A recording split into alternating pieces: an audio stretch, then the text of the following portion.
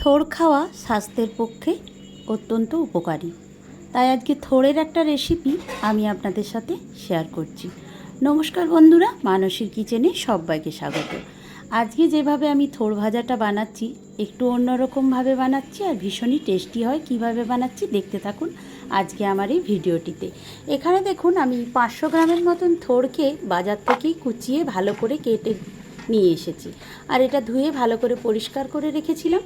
আর এখন একটা বাটিতে এটাকে নিয়ে নিলাম, আর এর মধ্যে আমি লবণ আর হলুদ মাখিয়ে রেখে দিচ্ছি বেশ কিছুক্ষণ টাইমের জন্য। মোটামুটি 15 মিনিটের জন্য আমি এটাকে ভালো করে হাত দিয়ে লবণ আর হলুদ মাখিয়ে এটাকে রেস্টে রেখে দেবো। তাহলে কি হবে, থোড়টা নরম হয়ে যাবে আর থোড় থেকে যে জলটা বেরিয়ে যাবে, আর সুন্দরভাবে থোড়টা নরম হয়ে গেলে লবণটাও ঢুকে যাবে আর ভালোভাবে খুব সুন্দরভাবে ভাজা হয়ে যাবে। সেই জন্য এটাকে লবণ আর হলুদ মাখিয়ে রেখে দিলাম একটা সাইডে। এবার গ্যাস ওভেনে চলে এসেছি আর কড়াইটা বসিয়ে দিয়ে আমি 1 চামচ পোস্তকে ড্রাই রোস্ট করে নিচ্ছি। এভাবে নাড়াচাড়া করে ড্রাই রোস্ট করে আমি একটা বাটিতে তুলে রেখে দেব। তারপর আবারও কড়াইটা বসিয়ে দিয়ে আমি পরিমাণ মতো সর্ষের তেল দিয়ে দিচ্ছি। সর্ষের তেলটা একেবারে দিয়ে দিলাম, পরে আমি আর সর্ষের তেল ইউজ করব না, তাই একেবারে তেলটা দিয়ে দিলাম। আর তেলটা গরম হয়ে যাওয়ার পরে 1 মুঠো আমি চিনে বাদামকে এর মধ্যে দিয়ে নাড়াচাড়া করতে থাকছি আর সামান্য একটু লবণ দিয়ে দিলাম। এবার এটাকে একটু লালচে কালার করে ভেজে নেব।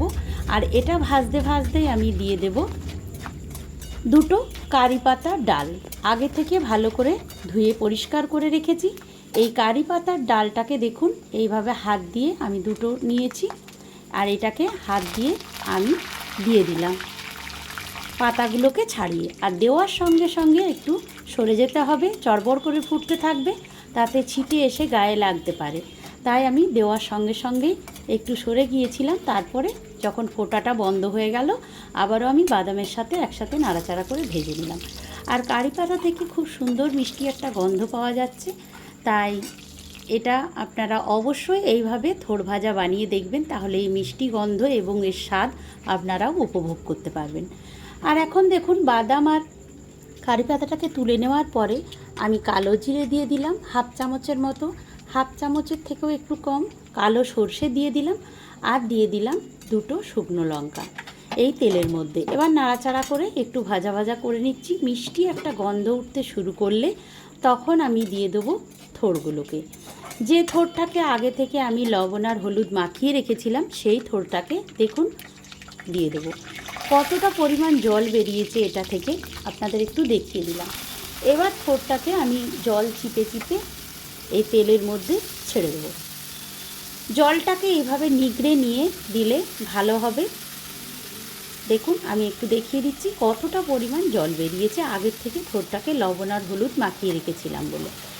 লবণটা মাখানোর জন্যেই মেনলি এই জলটা বেরোনো, আর হলুদটা আমি দিয়ে দিয়েছি একেবারে তার সাথে।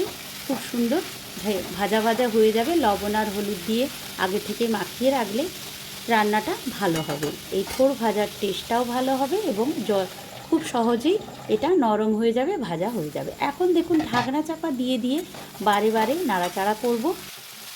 এই ঢাকনা চাপা দেওয়ার জন্য সেদ্ধটা ভালোভাবে হয়ে যাবে, তাই মাঝে মাঝেই একবার করে ঢাকা খুলে নাড়াচাড়া করে নিতে হবে যাতে পোড়া লেগে না যায়। আর এইভাবে নাড়াচাড়া করতে করতেই কিন্তু থোড়গুলো সেদ্ধ হয়ে যাবে, খুব সুন্দর ভাজা ভাজা হয়ে যাবে। আবারও ঢাকনা চাপা দিয়ে দিলাম। তো এইভাবেই আমি থোড়টাকে একটু সময় নিয়ে গ্যাসের ফ্লেমটাকে মিডিয়ামে রেখে নাড়াচাড়া করতে করতেই কিন্তু ভাজা করে নেব। থোড়টা ভাজা ভাজা হয়ে যাওয়ার পরে আমি বাকি উপকরণ মিশিয়ে দেবো। তবে আমার একটু লবণটা কম মনে হচ্ছিল, তাই আরও একটু খুবই সামান্য লবণ দিয়ে দিলাম। আর স্বাদের ব্যালেন্সটা ঠিকঠাক রাখার জন্যে খুবই কম মাত্রায় একটু চিনি ইউজ করলাম। চিনি আর লবণটা দিয়ে আমি ভালোভাবে আবারও মিশিয়ে নিচ্ছি। আর থোড়টা দেখুন অনেকটাই কমে গেছে, দেখেই বোঝা যাচ্ছে যে এটা ভাজা হয়ে গেছে। সুন্দরভাবে মিশিয়ে নেওয়ার পর এবার আমি কারি পাতা আর বাদাম, যেটাকে আগে থেকে আমি ভেজে তুলে রেখেছিলাম, সেগুলোকে মিশিয়ে নেব।